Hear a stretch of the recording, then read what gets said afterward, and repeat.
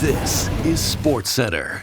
Hey, I'm Marissa Roberto, and the Jays kept things rolling yesterday afternoon, taking their series against the Cubs. They've now won 3 of their last 4. And it's been a little different lately versus how it's been most of August, as they've allowed just 2.5 runs per game in those contests, where typically in August it's been the bats getting it done for them. Now that win, paired with the Red Sox being off, means the Jays' lead over Boston in the AL East is up to 5 games, and the lead over the Yankees is up to 6.5. And you know this Yankees collapse is one of the best parts of the baseball season, as they're now just a half game up on the Guardians for the final wildcard spot.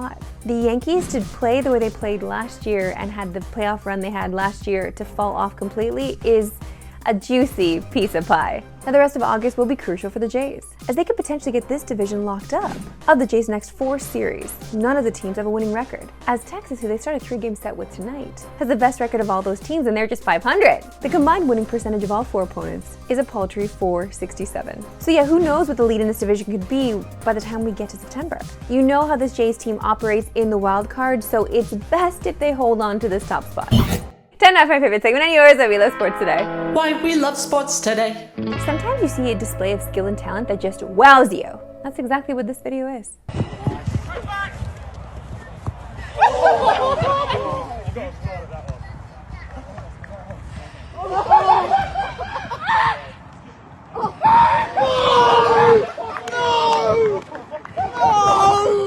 Was that AI? That was really cool.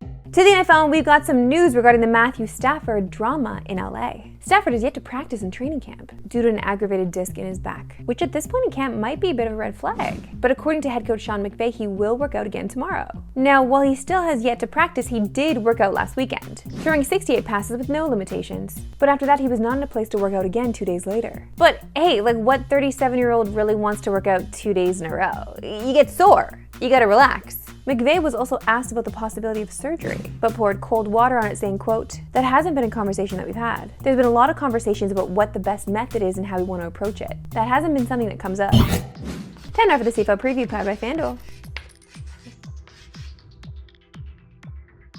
And it's Friday Night Football tonight. And yeah, Elks versus Argos isn't the most appealing matchup, but that doesn't mean we don't have a great angle for you. And that's Nick Arbuckle's passing yards, which is set at 297.5. A total he's eclipsed in 4 of his last 5 starts, as he's averaging 308.2 passing yards per game in those contests. And notice the touchdown passes too. He's thrown 2 or more in 5 straight games, which makes us also like over 1.5 touchdown passes. We're just paying a little juice at -132. You can watch the Argos and Elks tonight on TSN at 8:30 Eastern, 5:30 Pacific.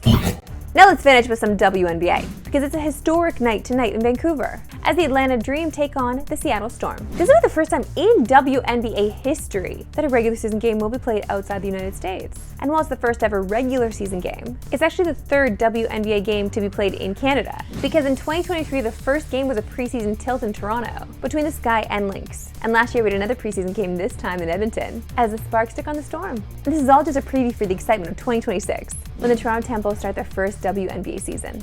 You know, that game in 2023 was electric, so much fun to be with everybody in the building celebrating something so cool coming to Canada. Everyone in Vancouver is gonna have a time tonight, I can guarantee it. Yeah, and then you can go to the Costco right after. It's right across from the arena. Actually, no, everything in Vancouver closes early, so it'll be close. That's all for me today. We'll see you back here Monday. Have a great weekend.